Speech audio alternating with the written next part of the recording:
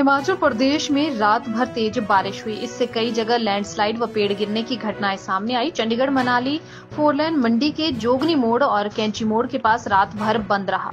आज सुबह दोनों जगह सड़क को वन वे बहाल किया गया, तब जाकर आवाजाही हो पाई। शिमला में आईटीबीपी के समीप पांजड़ी क्षेत्र में भारी बारिश के बीच पेड़ गिरने से वहां खड़ी गाड़ियां पूरी तरह से दबकर क्षतिग्रस्त हो गई हैं।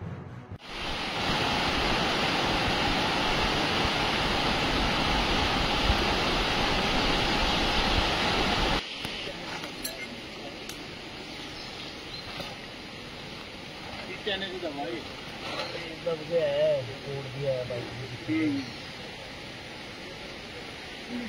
ये बचा ये वाला कहने से हुआ ही।